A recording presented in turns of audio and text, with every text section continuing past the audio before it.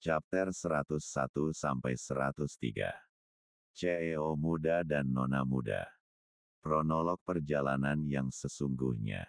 Buenos Aires sudah menyambut hangat dua keluarga besar itu. Mengapa tidak berita pernikahan dan film pendek perjalanan cinta Karina dan Geral menjadi trending topik dunia berita dan semua media di seluruh dunia? Bahkan cara Geral menunjukkan keromantisan menjadi referensi bagi pecinta di berbagai belahan. Percaya nggak percaya gue romantis itu relatif men. Mungkin cara Geral kurang romantis bagi beberapa orang, tapi setiap orang punya cara tersendiri untuk mengapresiasikan cinta mereka. Termasuk Geral, derita dan sakit hati yang diberikan kepada Karina adalah bentuk ketidakberdayaannya, namun bagaimana ia berusaha membuka hari wanita itu dan memahami ketidakberdayaannya adalah cara ia mencintai istrinya itu. Kebahagiaan yang kini datang pun bukanlah akhir dari perjalanan ini, akan tetapi sebuah awal untuk lebih menguji hati mereka agar lebih kuat di masa mendatang. Tentu dengan cara yang berbeda pula.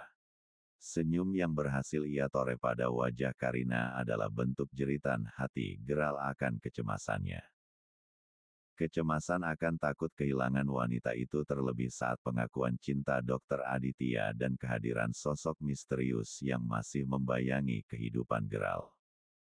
Di sebuah motel sederhana, seorang laki-laki berjalan terpincang-pincang. Dengan sekuat tenaga lelaki itu meniti lantai 2 dengan menaiki tangga bangunan. Dinding tua bak rumah berhantu tak menyurutkan niat hati lelaki itu untuk segera sampai di kamar tuanya. Ya, kamar berukuran 5 kali 4 meter itu, dengan gagang pintu yang sudah tak sesempurna dulu, persis seperti kehidupan lelaki itu sekarang, sudah tak seindah dulu. Pakaian mahal dan mobil mewah serta tempat tidur yang nyaman sudah jauh dari garis hidupnya. Dengan langkah terlatih, lelaki sudah berumuran itu duduk di sebuah sofa robek yang sudah tak pantas untuk dipakai. Lihat saja bagaimana busa dan besi pengait kursi itu sudah menonjol menampakkan diri, kain kulit penutupnya pun sudah tak bermodel lagi. Namun sekedar ia menebang bokongnya, semua itu tak menjadi masalah bagi lelaki tua itu. Sebuah koran lusuh pun ikut memajang di dekat duduknya. Ada halaman pertama headline news hari itu, di mana foto sepasang pengantin tengah mengembangkan senyum bahagia dan rona riang di gambaran kertas lusuh. Tak hanya itu, ikut pula sebuah bungkusan kecil menempel dalam rangkulan si pengantin wanita. Itu adalah foto pengantin Geral dan Karina beserta anak mereka yang dirilis koran harian Buenos Aires pagi itu. Tak lama tangan lemah itu meraih kertas koran itu, lalu suara gelak tawa pun terdengar dari mulutnya. Ada nada sinis di balik suara itu, pecundang. Komentar pertama yang ia munculkan saat berita pernikahan terunik sepanjang abad sampai ke telinga lelaki tua itu. Kalian pasti bertanya siapa laki-laki itu. Baiklah, peristiwa perang dingin Karina dan Geral gara-gara kemunculan Cherry dan masa lalu keluarga Pratama David dan Robbie membuat kita lupa pada sosok yang juga saat itu menginginkan kehancuran keluarga Pratama. Siapa lagi kalau bukan Om Haris, sepupu Nora, yang lolos dari jeratan hukum dan menjadi buron. Kini ia bersembunyi di balik penampilan gembelnya itu. Kasus Cherry dan David juga Robbie cukup membuatnya terganggu dalam menjalankan rencananya, dan kini kesempatan itu telah tiba ketika berita kematian ketiga sekutunya itu tersebar. Geral, tunggu saja pembalasanku, lirihnya meremas-remas kertas koran lalu membantingnya ke sembarang arah. Mata lelaki itu menatap nanar seakan bayangan masa lalu bagaimana perlakuan Geral dan keluarganya terhadapnya menyulut api dendam dalam hatinya. Chapter 102. Kabutik, pagi itu masih nampak lengang, ruangan berlantai 3 itu masih nampak tak berpenghuni. Jejeran patung berbusana indah masih sendiri saja di balik etalase. Bahkan ada beberapa yang masih tak berbusana menunggu rancangan selanjutnya dari sang empunya. Laura pagi itu dikejutkan oleh sosok lelaki yang sudah berdiri santai di depan koridor apartemennya. Lelaki yang tak asing, dan masih dengan gaya khasnya bersender di tembok apartemen tetangga Laura.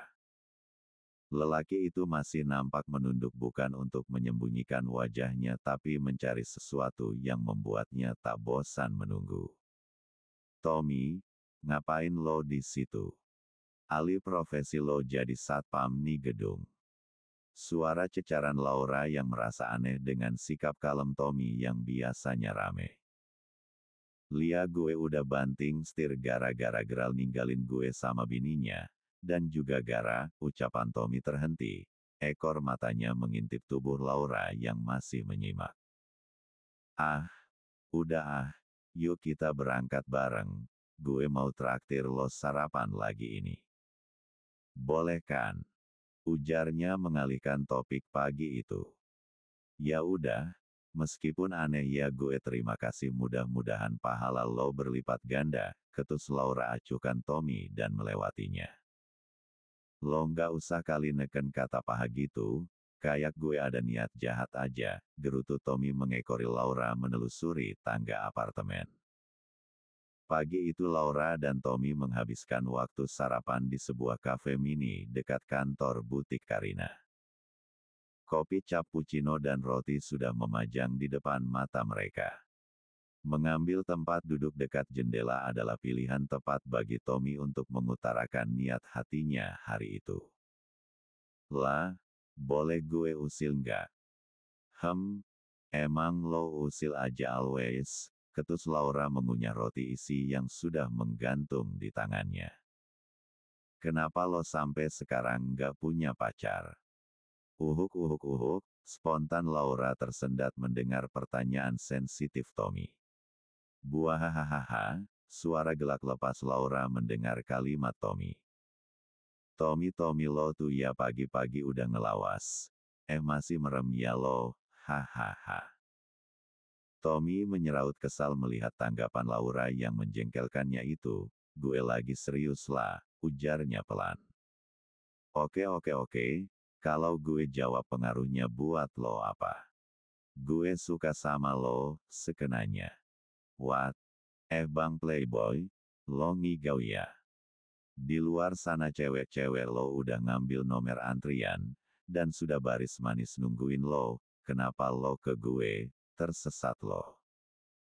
Laura masih mengacuhkan kalimat serius Tommy, karena baginya lelaki yang sering bersama suami sahabatnya itu adalah lelaki yang memiliki banyak hati untuk ia bagi kepada kaum Laura.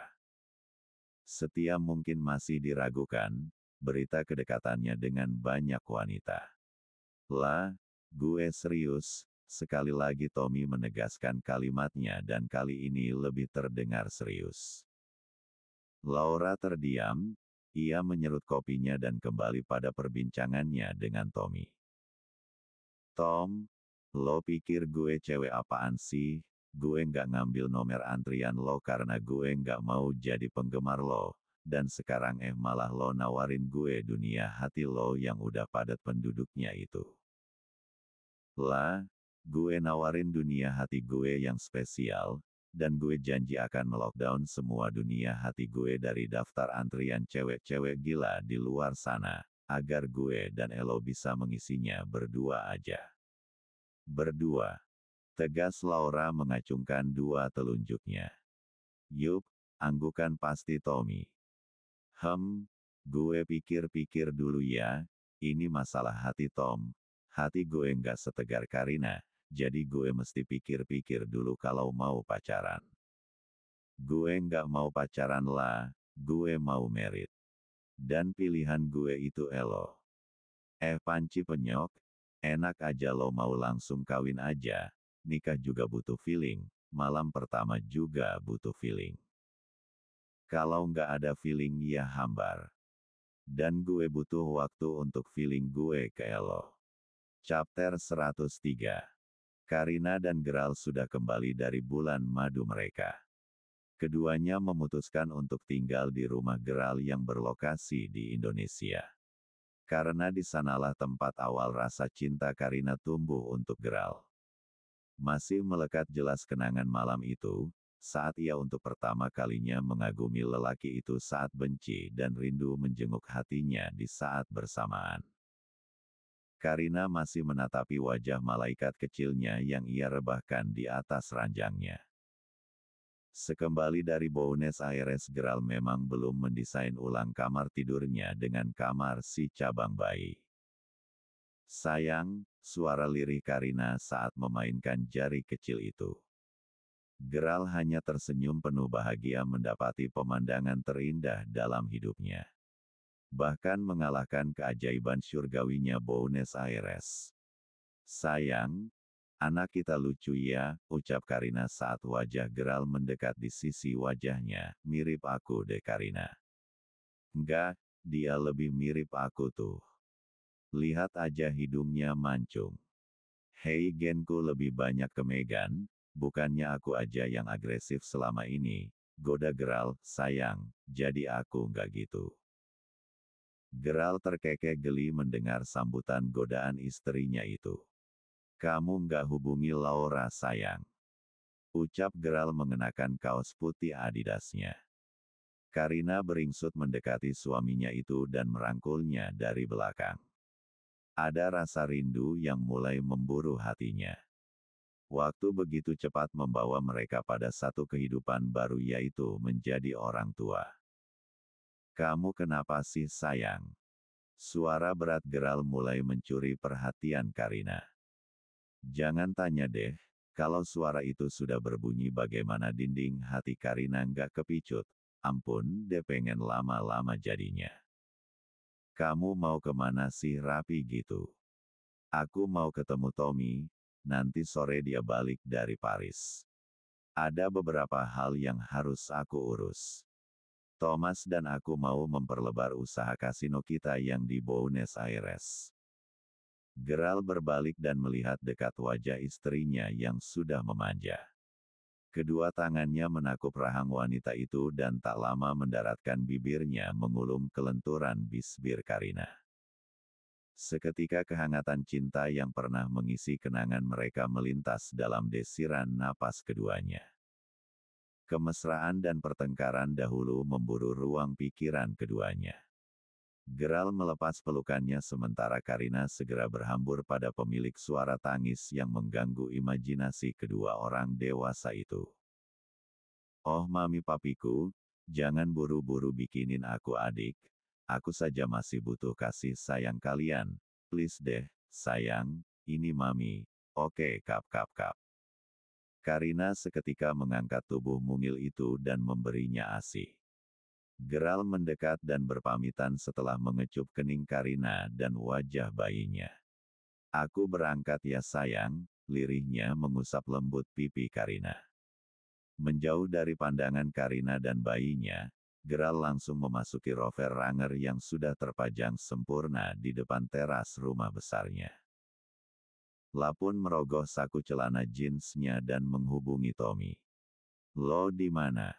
Oh tuh. Oke gue tunggu di kafe dekat kantor. Sip. Pagi itu Anggi baru saja selesai dengan rutinitasnya. Lapun segera bersiap-siap, menjejali lintasan kota untuk menemui Karina di rumahnya. Setelah beberapa jam lalu Anggi merasa bosan dan rindu pada Karina. Oke gue otu ya Rin, gue tunggu, jawaban Karina dari seberang. Anggi menemani Karina melewati seharian penuh menjadi seorang ibu, sementara Gerald dan Tommy juga sudah mulai menenggelamkan diri mereka ke beberapa pekerjaan yang sudah menunggu. Ada Thomas di sana, yang ditemani Romy yang juga baru sampai bersamaan. Ada apa sih lo? Kayak mau nulis surat wasiat aja ngumpulin kita semua, ketus Tommy yang baru menyadari kalau bukan sendiri dia yang ada di tempat itu. Gerald menghela napas dalam lalu menatap sahabat-sahabatnya satu persatu.